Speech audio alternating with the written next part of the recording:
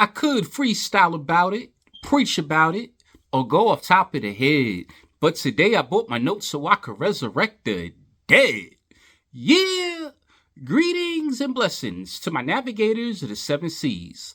I am your locksmith, your symbologist, and metaphysical tour guide, Flat Archie 5000, and I'm back with another one as we navigate through the land of Pineal. Today we're going to unlock your Solomon's Temple to decode the esoteric meaning of the goat.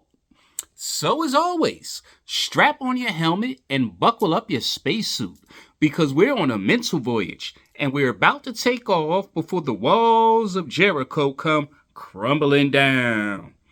In the tradition of entering Solomon's Temple, we must use a meditative master key to help us stay on the path of enlightenment. It is these divine words that have a literal, allegorical, and metaphysical message attached to them when understood in its proper context. So today we give honors and respect to a wise Buddhist thought that says, fear does not prevent death, it prevents life. Let me repeat it one more time.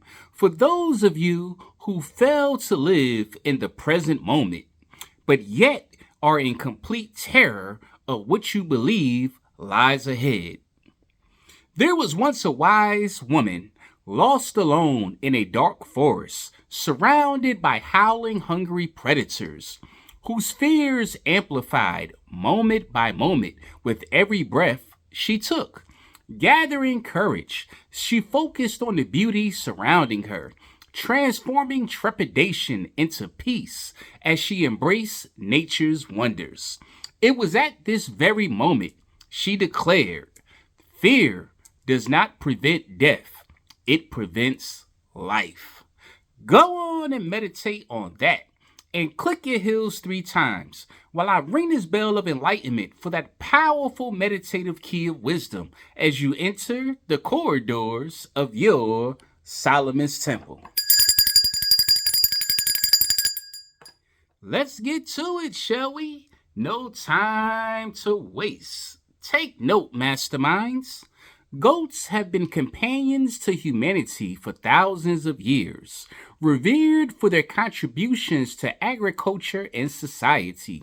But beyond their practical utility, they held profound symbolic meanings in countless ancient traditions.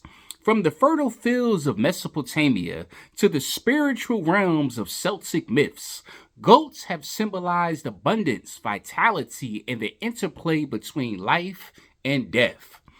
These 4-legged mammals have always been astrologically highlighted under the sign of Capricorn, the 10th sign of the zodiac, which is symbolized by the goat, specifically the sea goat, which combines the attributes of a goat and a fish. This representation embodies the ambitious nature of Capricorns, who are known for their determination and strong work ethic. Just as goats are capable of climbing steep terrains, individuals born under this sign are often resilient, facing challenges with persistence and strength. They are also practical and grounded, focused on building secure foundations in their personal and professional lives. Additionally, the sea goat symbolizes wisdom and the journey of life, reflecting the maturity that Capricorns tend to possess. As an earth sign ruled by Saturn, they value tradition, structure, and discipline, often exhibiting a responsible and reliable demeanor. Their ability to navigate life's complexities while maintaining a sense of ambition and stability defines the essence of Capricorn, making them hard-working and goal-oriented individuals. Physically, goats possess distinct features such as an elongated nose, horizontal pupils, and prominent beards, which can appear unusual compared to more familiar animals like dogs or cats. This uniqueness can evoke discomfort in those who are not used to these traits. Additionally, Goats have been linked to themes of the occult, often associated with the darker practices and symbols. This connection to witchcraft and sacrifice has perpetuated a sense of eeriness, especially when goats are depicted in the context of rituals or mythological narratives. Thus, under these circumstances, we observe the Huya Shiva, which is a legendary creature from Mexico's Yucatan Peninsula, born from the blending of the Mayan and Spanish colonial beliefs. Its name combines the Mayan Huya, a shape-shifting sorcerer or spiritual double, and the Spanish Chivo, which means goat, reflecting its hybrid origins rooted in pre-Hispanic concepts like the Nagul, a sorcerer who transforms into animals. The myth evolved during colonialization as Spanish Christian symbolism linked goats to the devil. This fusion created a fearsome entity embodying both indigenous magic and European notions of evil. That was so good. Let me repeat that one more time. I'm ringing the bell for that. Okay. Rooted in pre-Hispanic concepts like the Nagul, a sorcerer who transforms into animals, the myth evolved during colonialization as Spanish Christian symbolism linked goats to the devil. This fusion created a fearsome entity embodying both indigenous magic and European notions of evil. The Huay Shavo is depicted as a goat-like monster with glowing red eyes, horns, and hooves, said to be a sorcerer who transforms to wreak havoc at night. Goats introduced by the Spanish and absent in pre-colonial America because symbols of duality, vital for sustenance yet associated with malevolence. The creature's attacks on livestock, especially goats, serve to explain rural misfortunes, blending practical fears, livestock loss with supernatural lore. Its goat form also drew on European demonic imagery, reinforcing its role as a scapegoat for chaos. Furthermore, as we travel back further in time, we observe in Mesopotamian mythology the god associated with goats is Dumuzi, also known as Tammuz, who is a fertility deity often connected with shepherds and livestock, particularly sheep and goats. Tammuz is also associated with the seasonal cycle of growth and decay, reflecting the agricultural life of the ancient Mesopotamians. In some traditions, he is depicted as the husband of the goddess Inanna, also known as Ishtar, and his life cycles relates to the fertility of the land and the well-being of flocks. As a shepherd god, he represents the pastoral aspects of Mesopotamian agriculture, crucial for a society that relied on herding and farming. In myths, Dumuzi's annual death and resurrection are tied to the seasons. His descent into the underworld, driven by the death of Inanna, or his own demise, signifies the dry season, while his eventual return represents the rejuvenation of the earth in spring. This cycle was celebrated in rituals that included offerings, songs, and festivals, helping to ensure the fertility of both the land and the livestock. Additionally, Tammuz is closely linked to the idea of sacrifice. In ancient practices, goats were often used in religious rituals, including offerings to gods. This reinforced Tammuz's association with the animal, as the goat symbolized life, sacrifice, and a link between the earthly and the divine. Let's ring the bell for Tammuz and the goat. Moreover, in Greek mythology, Goats were closely linked to the gods Dionysus, the god of wine, fertility, and ecstasy, symbolizing the untamed forces of nature. In ancient rituals dedicated to Dionysus, goats were commonly sacrificed. This practice was part of the Dionysian rites, where his followers would engage in ecstatic celebrations and wild benevolent rituals. The sacrifice of goats was seen as a way to honor the god and seek his favor. His cult revolved around the themes of life, rebirth, and the abundance provided by nature, all of which are embodied in goat imagery. Thus, in Greek mythology, the story of Zeus being nursed by the goat Amalthea begins with the fears of his father, Cronus, a titan who swallowed each of his children at birth, due to a prophecy that one would overthrow him. To save her youngest child, Rhea, Zeus's mother hid him in a cave on Mount Ida in Crete. She deceived Cronus by giving him a stone wrapped in a swaddling clothes instead of the baby. In the cave, Zeus was cared for by the goat Amalthea, who provided him with her nourishing milk. Rhea's intervention allowed Zeus to grow strong and hot and hidden from Cronus. To further protect him, Curetes, a group of armed young men, made loud noises by clashing their weapons, drowning out his cries and preventing Cronus from discovering his existence. Ultimately, as Zeus matured, he led a revolt against Cronus and the Titans, fulfilling the prophecy that foretold his ascendance. After defeating Cronus, Zeus honored Amalthea for her nurturing care by placing her among the stars as the constellation Capricorn and transforming her horn into the symbol of abundance, known as the Horn of Plenty. This myth illustrates themes of maternal care, protection, and the cyclical nature of power in the divine hierarchy of Greek mythology. Thus, in Roman mythology, goats were similarly revered. Faunus, the Roman counterpart to Pan, was associated with goats and symbolized fertility and agricultural abundance. Like Pan, Faunus was often depicted with goat-like features reflecting his role in ensuring productivity of the land.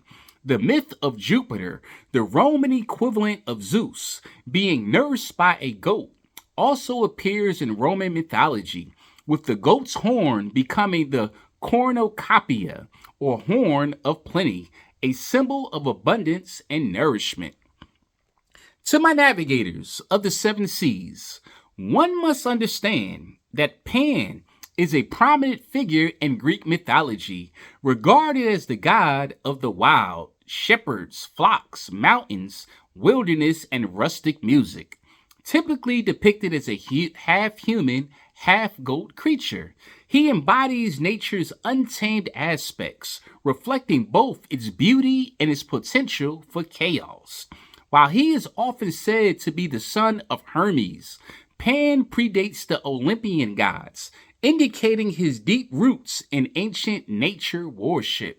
His cult flourished primarily in Arcadia, where rural rites associated with flocks and a pastoral lifestyle celebrated his connection to nature.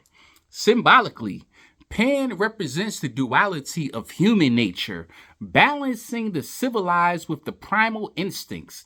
His connection to shepherds reflects themes of agricultural fertility and the cycles of life and death. In this way, he embodies the raw forces of nature and their impact on human existence. Additionally, his association with music and art evokes the harmony found in the natural world, inspiring creativity and expression rooted in pastoral themes. Lastly, Pan serves as a symbol of fear and inherent instincts that dwell within humanity. His goat-like features evoke virility and a celebration of fertility and sexuality, linking him to the earth's physical aspects.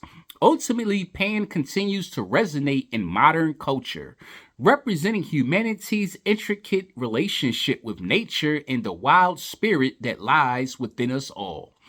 Through his various aspects, he remains a compelling representation of the joys, fears, and complexities of the natural world. Tea time. One of the best lessons you can learn in life is to master how to remain calm. Let me repeat it one more time for those of you who lack consistency of focus.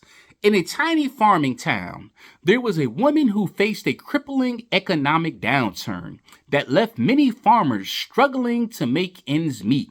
Rather than giving up, she focused on diversifying her grain production by experimenting with ancient grains like quinoa and farro. Unbeknown to herself, she tapped into a niche market that had a powerful demand. Thus, through determination and smart marketing, she turned her struggling farm into a thriving business, grossing over $18 million in her fourth year of production. It was at this moment she said, "One of the best lessons you can learn in life is to master how to remain calm in the face of adversity." Now let us get back to helping the prophet Job overcome poverty, illness, self-destruction, and the wrath of the devil. Take note, masterminds. From an occultist perspective, one must consider that no symbol in the universe has ever been void of embodying the duality of polarity. Thus, all symbols have a positive and negative charge associated and attached to them, based on one's intention when displayed and defined before the world. Let me repeat it one more time so that don't go over your head. Let's ring a bell for that. From a occultism perspective, one must consider that no symbol in the universe has ever been void of embodying the duality of polarity. Thus, all symbols have a positive and negative charge associated and attached to them, based on one's intention when displayed and defined before the world. Thus, all symbols in the universal cosmic consciousness have a microcosmic and macrocosmic societal definition associated with them. Thus, in the sacred school of symbology, one must understand that no symbol has just one meaning attached to it. Let me ring the bell for that. Let me say that one more time. In the sacred school of symbology, one must understand that no symbol has just one meaning attached to it. One symbol can have hundreds, if not thousands, and maybe even millions of connotations attached to it. Symbols are often deeply embedded within the cultural frameworks in which they are used. Different societies or groups may have unique histories, values, and beliefs that shapes the meanings attached to a specific symbol. For instance, a symbol like the cross has various interpretations across different cultures. It can signify Christianity, sacrifice, or even transcendence. As people from different backgrounds engage with the same symbols, they may derive distinct meanings based on their specific cultural narratives and experiences. Thus, in the case with the swastika and rainbow, many may associate the swastika with the Nazis and an energy of hate, destruction, and domination, and many associate the rainbow with sexuality and communities of people with alternative lifestyles. But contrary to popular belief, the symbolism of the swastika and rainbow have origins older than modern contemporary definitions. Case in point, the swastika appears in artifacts dating back to the Neolithic period, over 12,000 years ago. In parts of Africa, Europe, and Asia, it has been found on pottery, tools, and ancient structures, indicating its significance as a symbol of prosperity, good fortune, and fertility. Thus, in pre-Christian Ethiopia, the swastika represented the sun, cyclical motion, and cosmic harmony. Its geometric form, a rotating cross, often symbolized eternal cycles of life, seasons, or spiritual energy. This symbolism can be found on windows and sculptures throughout the land. It was also a protective charm found on talisman for protection and good fortune, similar in roles in ancient India, Greek, and Native American cultures.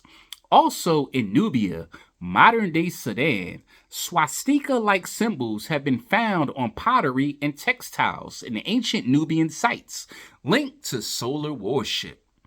Also, the symbol has connections with various Indo-European cultures.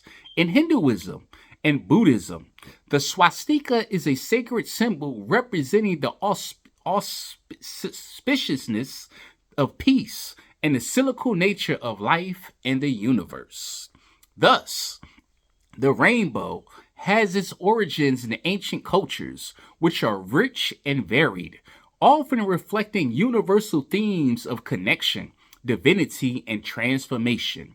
Among the Zulu of South Africa, the rainbow goddess Namkubulwani represented rain, agriculture, and fertility. In other regions, it was seen as a celestial serpent or a deity's ornament embodying life and abundance. In Hinduism, the rainbow was the bow of Indra, god of thunder and storms, symbolizing divine power, protection, and the resolution of conflict after battle. Also, in many Native American cultures, tribes viewed the rainbow as a connection between the physical and spiritual realms. For the Navajo, it embodied harmony and healing, while others saw it as a sign of the Great Spirit's blessings or a transformative symbol. Moreover, the rainbow's ethereal beauty and transient nature made it a potent symbol across cultures, embodying themes of hope, power, and the mystical interplay between the natural and supernatural forces. So, to get back on track with our original subject of the goat, one must understand that the goat is often seen as a creature embodying duality, representing both the wild, untamed spirit and the grounded, earthly presence. In many ancient traditions, goats were associated with fertility, lust, and the primal forces of nature.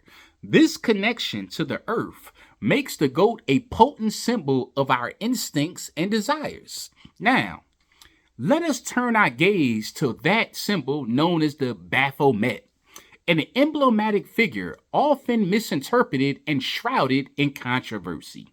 Depicted as a winged humanoid with a goat's head, Baphomet embodies the synthesis of opposites, male and female, human and animal, light and darkness. The goat's presence in this figure is not merely for shock value. It signifies the embracing of the base and animalistic aspects of our nature, the parts of ourselves that society often seeks to suppress.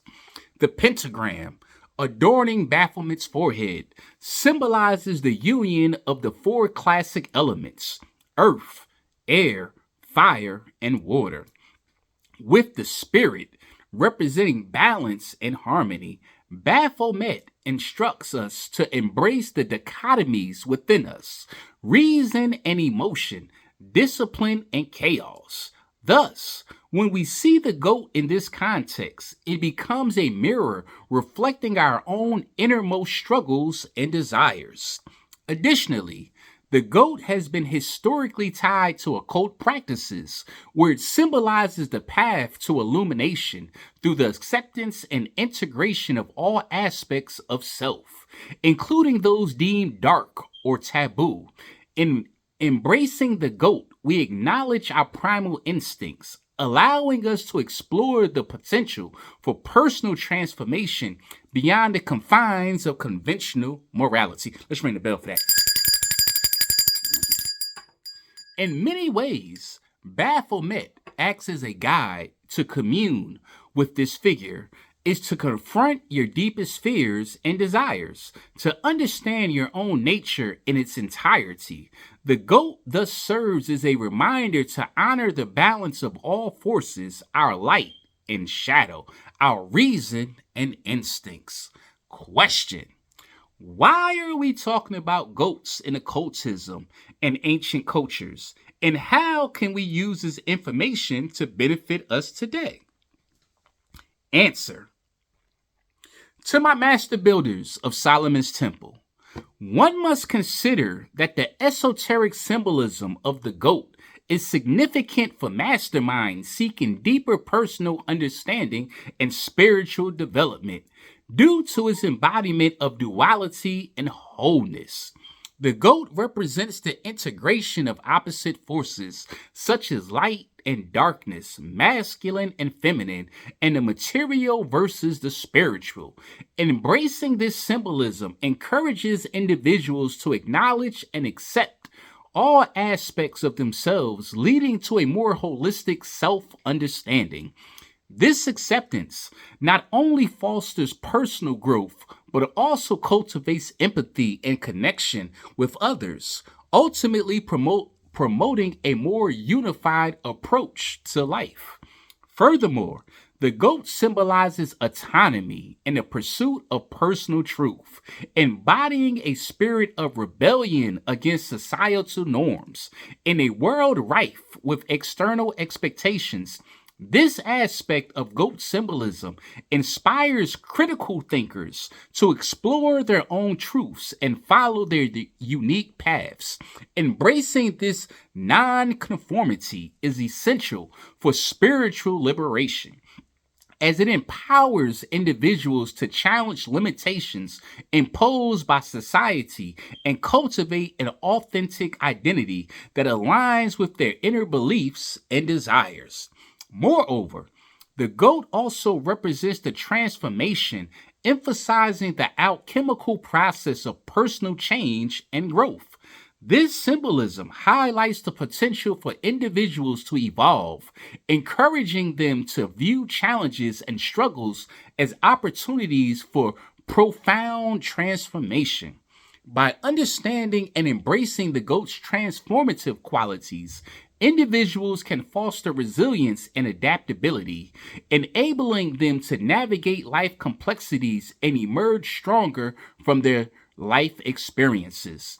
Finally, the goat's esoteric symbolism facilitates a deeper spiritual connection, inviting individuals to explore and expand their consciousness. Engaging with this symbolism allows practitioners to uncover the mysteries of existence beyond the physical realm, leading to greater insights and spiritual growth.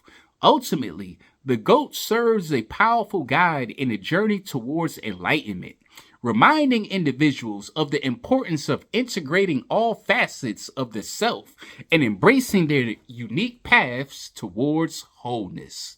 So, as always, in Solomon's Temple, I leave you in peace with these powerful words. A bad day for the ego is a great day for the soul. Let me repeat it one more time. A bad day for the ego is a great day for the soul. Ashe, ashe, ashe.